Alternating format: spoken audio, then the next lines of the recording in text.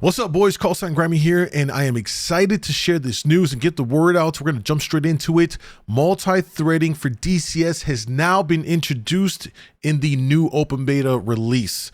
Yes, you heard right. Now, this is the first iteration of multi-threading that they are going to build upon. However, this is a huge step that many of us have been waiting for. So we're going to experience that together. I'm going to do some testing to see what I noticed in terms of maybe frame rate and performance improvements. And we'll talk about that in a future video. Let's go ahead and cover some of the other news that they shared with the latest open beta release and posting here. We got some development process on the Hornet and the Viper. Both of these aircraft, at least the 18, is nearing kind of completion. And what Ego Dynamics is saying here is that both the Hornet and Viper are going to benefit from refractoring of the radar. It's going to provide more realistic behavior with noticeable improvements in time between detected and tracking. They're going to have look down performance and the effect of the azimuth and bar settings. Also, both are going to be receiving new 3D pilot models with lifelike animations, associated mission editor, and planners digital transfer cards, as well as a new bomb fuse support, including programmable fuses and air burst options. And finally, the F-18 Hornet is going to be undergoing an update to its flight model and flight control system. They're going to be adjusting the external lights and the loft cues for GPS guided weapons. We can also expect the Viper to be undergoing several unique additions like the velocity search radar mode, more data link functions, and a radar warning receiver handoff mode.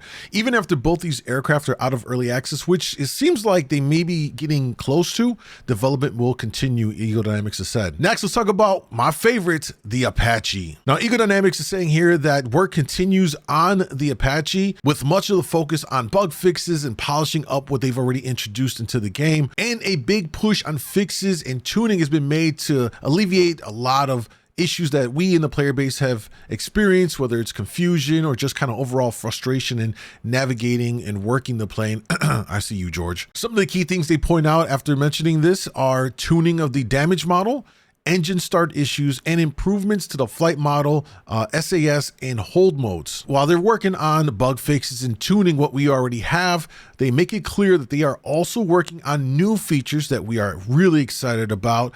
And this is going to include things like the removing the auxiliary fuel tank for more cannon rounds, adding the AGM-114L radar guided Hellfire, improving the data link modem, the longbow net, the FCR, laser spot track, animated engine nozzle cooling doors, and wipers to remove raindrops. And then, of course, if you go to the DCS open beta changelog, you'll get a full listing of all of the changes, fixes, and everything else that was made with this current patch here, both with DCS World overall and on various aircraft. And there's quite a few in this open beta release that they've addressed, like the F-18, the F-16, the Apache, the Hind, and a big one for all the A-10 junkies out there. You now have the ARC 210 radio introduced with this open beta, the F-5E Tiger, a super carrier, the BK-109K4 Spitfire World War II assets. The Mirage F1 has quite a bit of new content, flight model adjustments, and so much more to read through, so check that out thoroughly. You're also going to see additions made to the Viggen.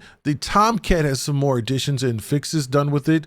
The GIF 17, the Harrier sees a couple of updates for it.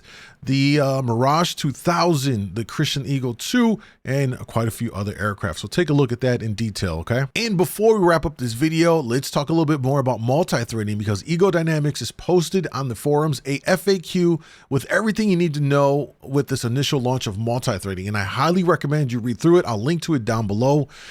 This is important because you need to do a couple of things to access the multi-threading if you are in the Steam version of DCS, and there's another way to access it if you are on the DCS standalone version of the game. All right, so one of the things I wanted to point out here that I thought was interesting is a question about what's going to be the maximum number of threads this game can utilize now with multi-threading. And so Ego Dynamics says here that about half of the P cores are dedicated for graphical needs, and their rendering pool scales up to 16 threads on P core, so 1 core equals 2 threads.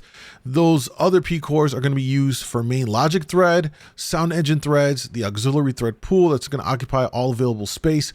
E-cores are used only by the resources streaming pool that has no limit, so 1 core equals 1 thread. Another question here, will VR and flat screen have equal performance improvements? So multi-threading is agnostic between a 2D monitor and VR, so both are going to see the same proportion of improvement.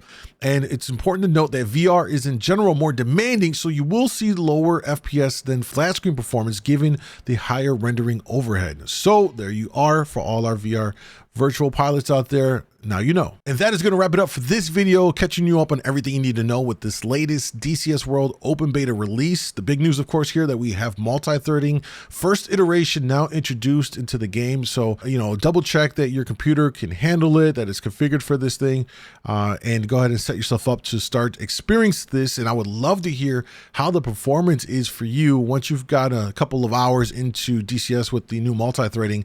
Let me know down below. We definitely need to compare notes, and maybe we can find out ways, or maybe we identify bugs or issues that we can report back to Eagle Dynamics so they can improve this thing as fast as possible. But I'm excited. Hopefully you're excited. And don't forget to like and subscribe. Thank you guys for watching. Callsign Grimey out.